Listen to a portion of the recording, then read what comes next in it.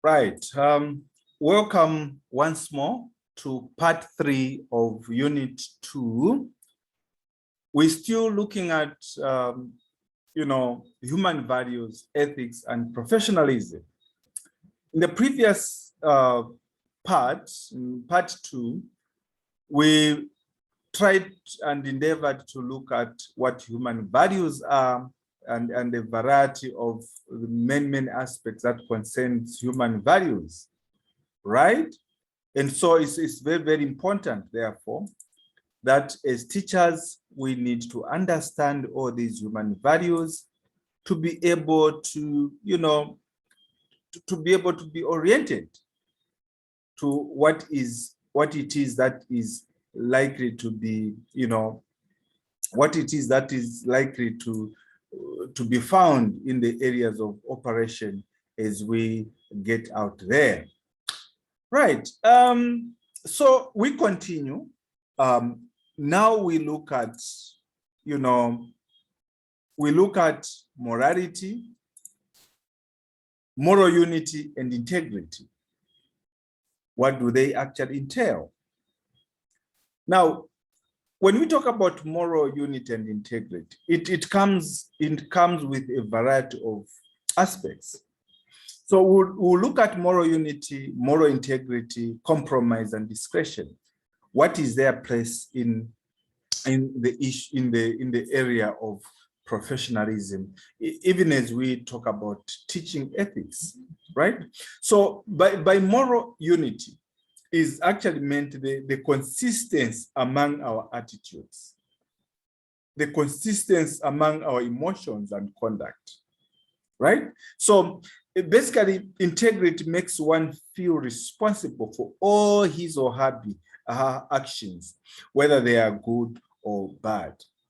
No, we act differently, and we have reasons for acting in certain way that we engage ourselves in. By moral integrity is meant the unit of the character on the basis of moral values, right? So it is basically the unit between the responsibility that you as an individual holds in your personal and professional life. Okay, so integrity basically promotes that attitudes in an individual that is responsible for all wrongdoings in any action that a person actually undertakes. By compromise is meant the attitude to settle things by mutual concession or by reconciliation, by mutual adjustments in terms of attitude, in terms of conduct, and even when differences of opinions arise, as long as you are able to settle those things by mutual concession. So this is akin to tolerance, as we saw earlier on. Another aspect when we talk about moral unity and integrity has to do with discretion. Now, by definition, discretion is the sensitivity to the legitimate areas of privacy of the employer or actually the client, especially as regards to confidential information that may actually be at play. Now, singularly defining what integrity is, we have heard of this term, and people say that that person is not a person with integrity. No, we need integrity in our workplaces. What then is this animal called integrity? Now, integrity is defined as the unit of thought, right? The unit of thought, word, and deed, and also open-minded. It's a combination of those.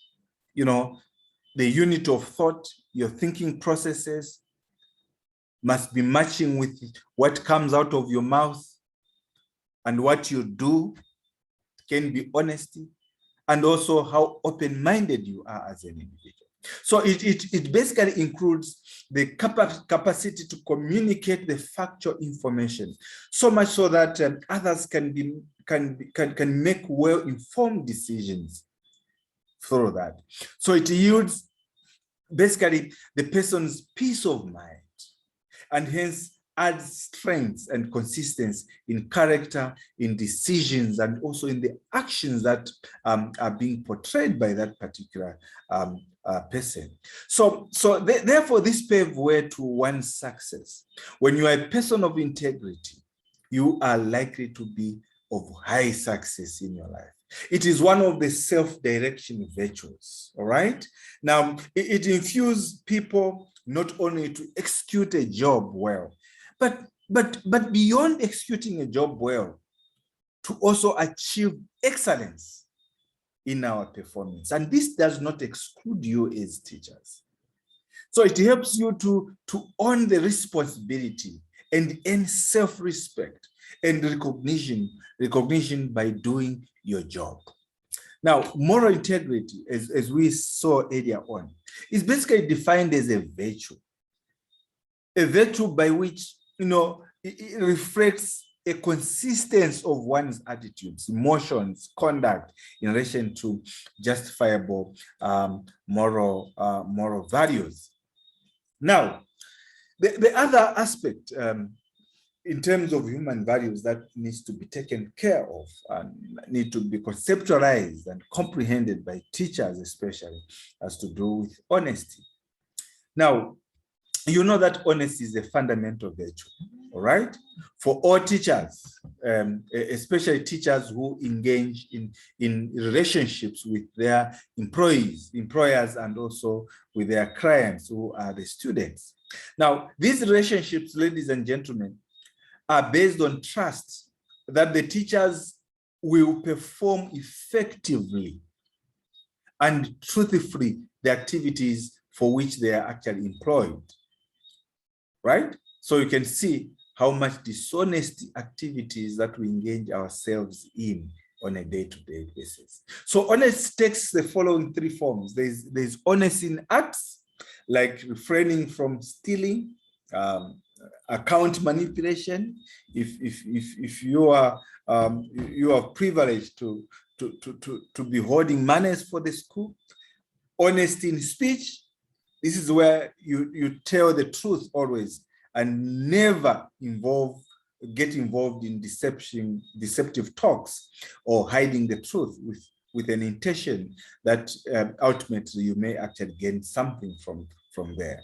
And also the third form of integrity, of honesty, has to do with honest in beliefs, right? We have belief systems that we have held from time immemorial.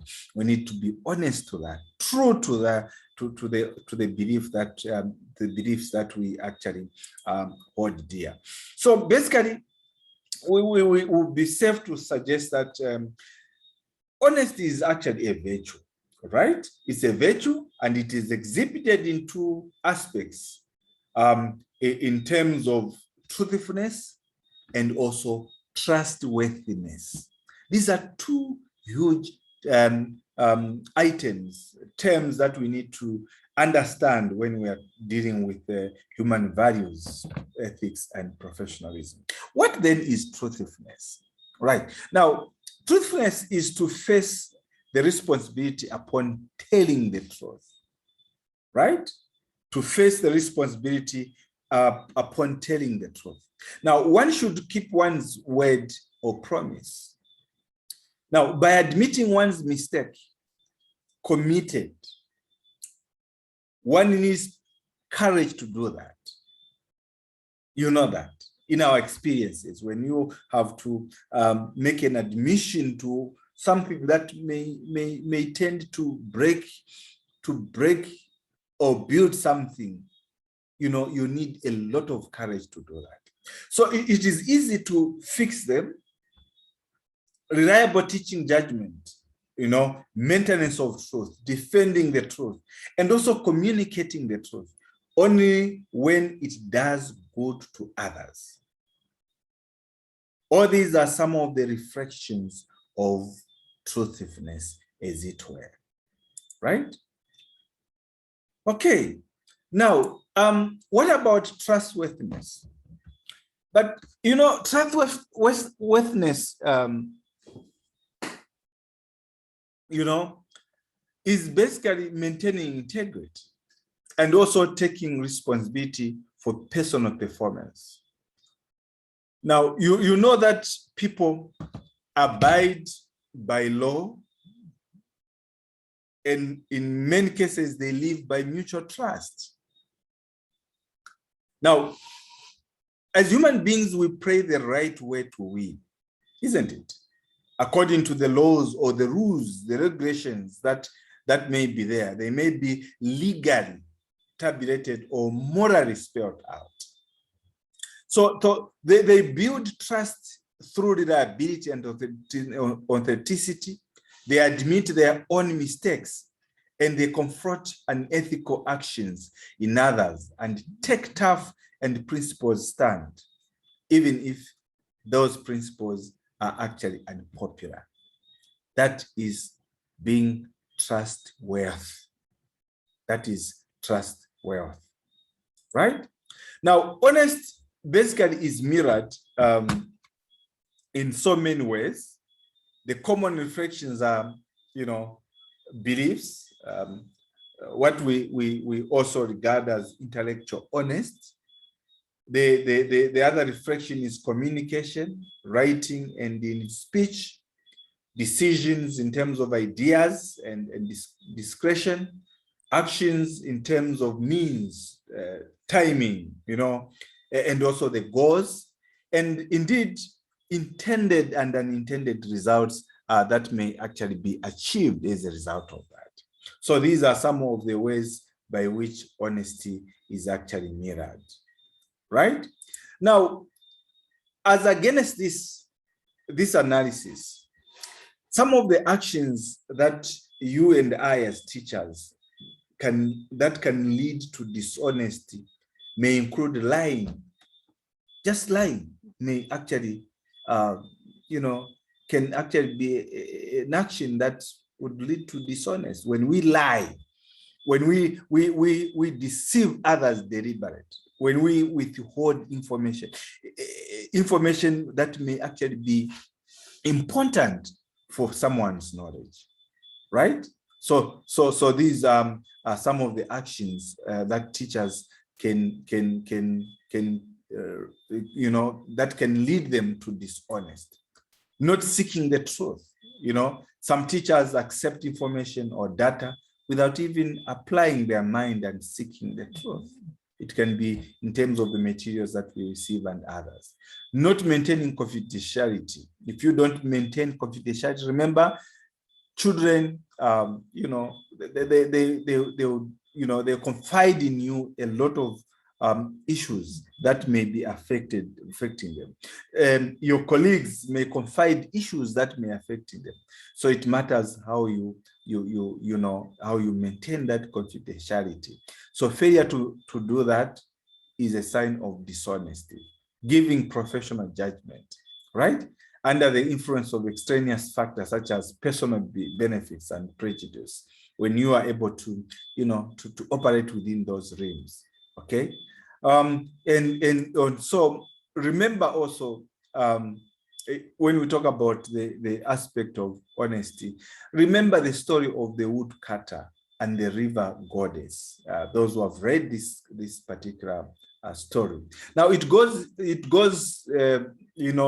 on by saying that, a woodcutter loses his axe in the river while cutting a tree that was actually growing over the river. So what happens? He prays to the river goddess to actually retrieve his axe. The goddess first appears with a golden axe and inquires if it is his. So the honest woodcutter says, no, goddess, this is not mine. Next, the goddess appears with a silver axe and he denies that also. The goddess then appears with his steel axe and he says, it is his. So the river goddess is pleased with his honesty and is actually presented with all the three axes you can imagine. You see the result of being honest. Okay? Now, there are 8 ways of misusing the truth. You can misuse the truth. You can misuse the truth by lying, by deliberate deception, by withholding information. The points that are related to actually aspects, ways that by which we can show dishonest, withholding to promote adequately the dissemination of information, failure to seek out the truth, revealing confidential or proprietary information secretly, allowing one's judgment to be affected by corruption and bribery, and also allowing ourselves to be subjected to extortion. Or these are the 8 ways by which the truth can actually be misused. Right. There are other forms of lack of integrity that have been found in research and development, especially when we write assignments, research papers. There are some, so by implication, when you plagiarize your work, then you are lacking integrity. So the forms of lack that show lack of integrity in research and development include when you actually trim data. Now, what do we mean by trim data? It is by smoothing irregularities for the purpose of showing them as accurate and precise.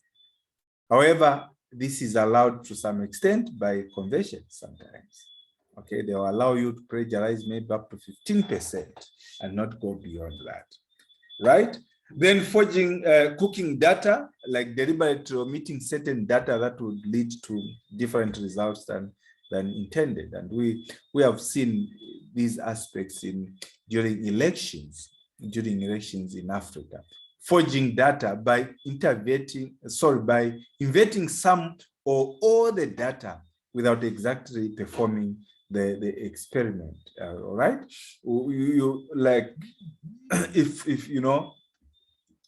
I've seen when I teach such courses like research, there are students who may actually forge data by submitting a document that does not belong to them. Plagiarism by use of intellectual properties of others without due reference to them, or credit through drawing or lying between legitimate and illegitimate use of intellectual properties is most often difficult. Right? So this is another form of lack of integrity. Multiple authors, though legitimate in general, it is sometimes used by some researchers, by including too many names as authors just to satisfy the need of some to show a large number of publications. For instance, I've told you that when you write assignment, at least I need to have between 3 to 5 references. So sometimes in trying to meet those references, you may actually put wrong text references that may not even be existing per se. Okay. What are civic virtues? I know that we discussed this in details earlier on. Civic virtue is actually the cultivation of habit of personal life, important for better society interaction and also for the success of the community. So here, the identification of the character traits that constitutes civic virtue has been a major concern, especially for us political philosophers. Now, this has been the main theme, of the teaching of ancient philosophers like Socrates and Aristotle, who basically emphasized that to live in accordance with nature is to live in accordance with virtue. Very important understanding. So it is believed, therefore, that when we talk about civic virtue, it is not a genetic character, but it is acquired through programmed training methods right from the childhood of the person. So when children are oriented with their civic duties as early as childhood, they will tend to behave in a normal way. So this is the reason why civic education is taught in schools. Character building and molding is a significant aspect of, civic education in shaping the personality and character of the students. So apart from that, the major component of the civic virtue in today's context is the acceptance of one's responsibility for the welfare and also for the health of the society, as well as the role that are played in environmental protection, as it were. What about courage? One of the virtues, the dictionary defines courage as the conviction on the part of the person to act on one's belief despite seeing the dangers or the disapprovals of some kind. So it refers to the bold and upright expression of views and actions without any fear and without any submission. So basically, courage is generally, associated with self-discipline.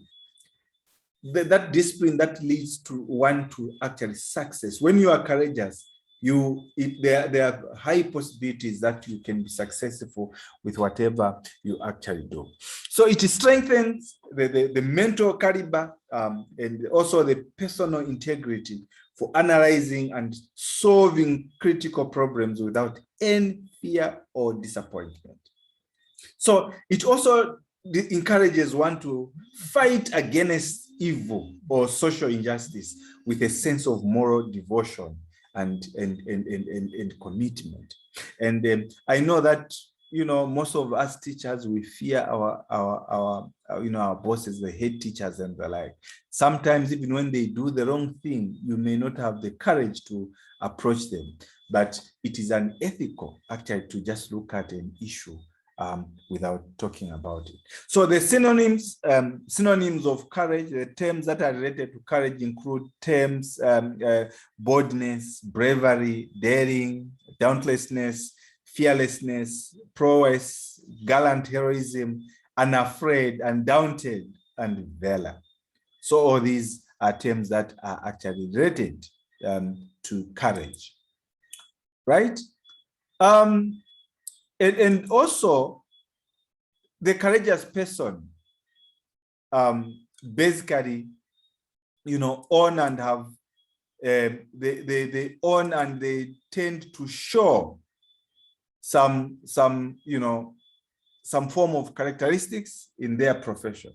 When you are a courageous person in the teaching profession or wherever you are, we know that, as a courageous person, you own and you must display the following characteristics in your profession, including perseverance. And we discussed the issue of perseverance in detail earlier on, which is sustained hard work, experimentation in terms of preparedness to face the challenges that are unexpected and those which are actually unintended and intended, involvement in terms of attitudes, clear and firm resolve to act, and also commitment, willing to get into action and to reach the desired goals by any alternative but ethical means, right?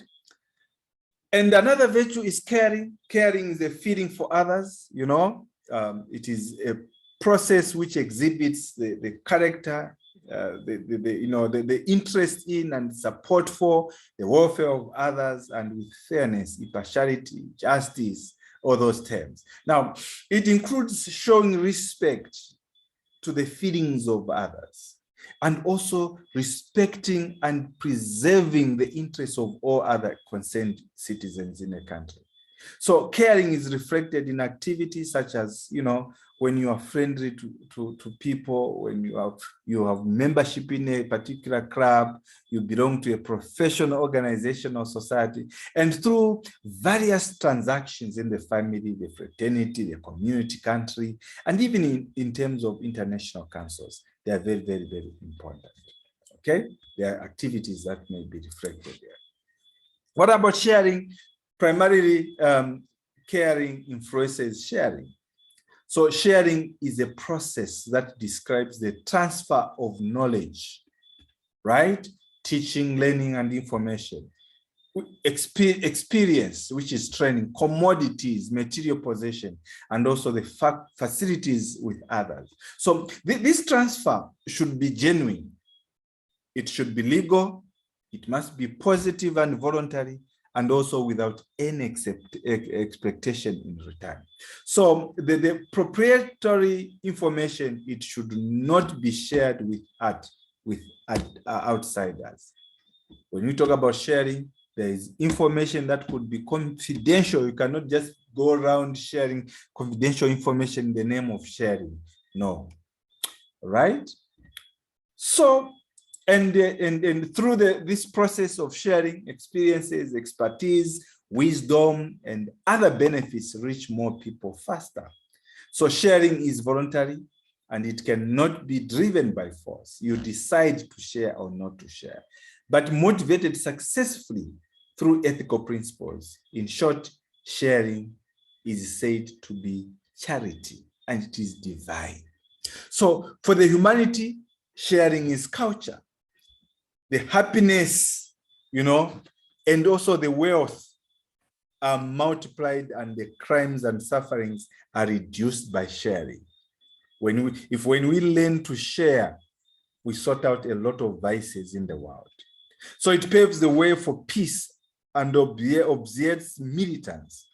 Philosophically, the sharing maximizes the happiness for all human beings possible in this particular area. What about valuing time? All these are issues in professional ethics, ladies and gentlemen. All right. So valuing means optimal utilization of the time available for fruitful purpose by judicial planning. You must be judicial in your planning. So this is also called time management in some areas, which is a critical aspect of enhancing productivity and achieving goals as per the desired time schedule. So time is a rare resource. They say once it is spent, it is lost for good. It can never be either stored nor restored. So hence, time is the most perishable and most valuable resource. This resource is continuously spent, whether any decision or action is taken or not. Okay? So the history of great reformers, therefore, and innovators have stressed the importance of time and valuing time. There's a proverb that is well known: time and tide wait for nobody. And procrastination is basically the thief of time. All these imply this particular point. So we also need to understand that an anecdote to highlight the value of time include: to realize the value of 1 year, ask the student who has failed in the examination. To realize the value of 1 month, ask the mother who has delivered a premature baby. To realize the value of 1 week, ask the editor of a weekly post. To realize the value of 1 day, ask the daily wage laborer. To realize now the value of 1 week, 1 hour, ask the lovers longing to see each other. To realize the value of 1 minute, what do? Ask a person who has missed the train in one way or the other. To realize the value of 1 second, ask the person who has survived an accident. To realize the value of 1 millisecond, ask the person who has won the bronze medal in Olympics. To realize the value of 1 microsecond, ask the NASA team of scientists. To realize the value of 1 nanosecond, ask a hardware engineer. If you have still not realized the value of time, ladies and gentlemen, wait. The question is, are you really a teacher? Okay. What about cooperation? Now, it is a team spirit present with every individual engaged in teaching. So when we talk about cooperation, it is an activity between 2 people or sectors that aims at integrating operations, signage, while not sacrificing the autonomy of each particular party. So here, Working together ensures coherence, blending of different skills required towards common goals, a willingness to understand others, and also to think and act together, and putting this into practice. So cooperation promotes collinearity, coherence, to coordination activities linked in sequence of priority, and also signage. By this, we mean maximizing the output by reinforcing. So the whole is more than the sum of the individuals, according to Vygotsky. He proposed that particular notion. It helps in minimizing the input resources, including time, and maximizes the outputs, which include quantity, quality, effectiveness, and to some extent, efficiency, if you like. So according to professional ethics, therefore, cooperation should exist. If it does not exist, it should be developed and maintained at several levels, between the employers and the employees, between the superiors and the subordinates, among colleagues, between the school management and the teachers, and also between the school and the immediate the immediate community, as it were. So the codes of ethics, therefore, of various professional societies, basically insist on appropriate cooperation to nourish the particular industry that is maybe at play.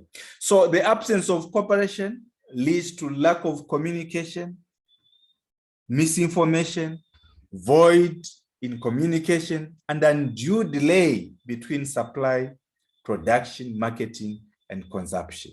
So basically, this is likely to demoralize and frustrate the employees, leading to the collapse of the industry over time and an economic loss to a given society, as it were, right? So what are the impediments to successful cooperation? Among the impediments for successful cooperation include the clash of ego of individuals, where individuals, are self-centered. Cooperation may not work. Lack of leadership and motivation, right? And conflicts of interest based on religion, religion, language, and caste, ignorance and lack of interest. All these are impediments. They are the barriers to successful cooperation. Now, by careful planning, motivation, leadership, fostering and rewarding teamwork, professionalism and humanism beyond the divides, training on appreciation to different cultures, mutual understanding, cooperation, all these can be developed and can also be sustained in one way or the other. Another virtue that is of interest is empathy, right? Now, this word empathy comes from the Greek word empathia. Empathy can be defined as one's ability to recognize, perceive, and directly feel the emotions of others.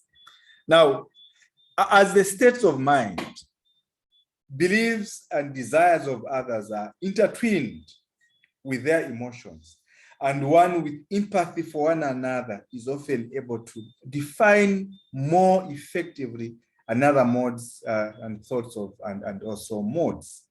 Now, by empathy, one develops a clear understanding to appreciate the intentions of others in their own views and in moral angles.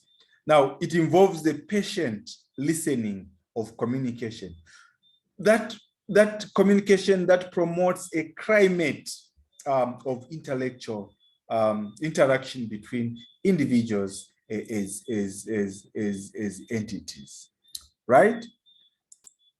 Now, the following are some of the definitions provided by others about empathy. They say empathy is the capacity to think and feel oneself into the inner life of another, according to his cohort. Others say empathy is an effective response that stems from the apprehension or comprehension of another's more emotional state or condition, and that is similar to what the other person is feeling or would be expected to actually feel. Therefore, we recognize others as empathetic, according to Warren Swansworth. He says we recognize others as empathetic when we feel that they have accurately acted on or somehow acknowledged in stated or unstated fashion our values, our motivation, our knowledge, our skills or competence, but especially as they appear to recognize the significance of our actions in a manner that we can tolerate their being recognized. So these are some of the definitions of what empathy is all about. Another definition by Carl Rogers is that it is to perceive the internal frame, of reference of another with accuracy and with emotional components of meaning, which pertain thereto as if one were the person, but without ever losing the as if condition. Now, in here, it means to sense the hate or the pleasure of another as if it was yours, as you sense it and perceive the causes thereof as he perceives them, but without ever losing the recognition that it is as it was, hate or pleased and so forth, right? So these are the definitions of, the definitions. Now, so the other aspect has to do with commitment. This is another virtue that teachers should have. Commitment means aligning to goals and adherence to ethical principles during the activities. Now, firstly, one must believe in one's actions. When you talk about commitment, you must be able to believe in your actions performed and the expected end results, which is confidence. It means one should have the conviction about an iota of doubt that one will actually succeed, right? So holding sustained interest and firmness in whatever ethical means follows with a fervent attitude and hope that that one will actually achieve the goals is actually what we mean by commitment. So it is therefore the driving force, ladies and gentlemen, that driving force that realizes success. This is the basic requirement for any profession. Commitment is the basic requirement for any profession. Only when you as a teacher is committed to your job, the students will succeed in life and contribute good to society, as it were, right? So thank you so much. This is the end of the third part of unit 2. What follows will be the fourth part of unit 2, and we are going to look at we're actually going to look at self-respect. So I wish you will join me as we continue with unit 2, part 4 later on. Thank you so much and have a good day.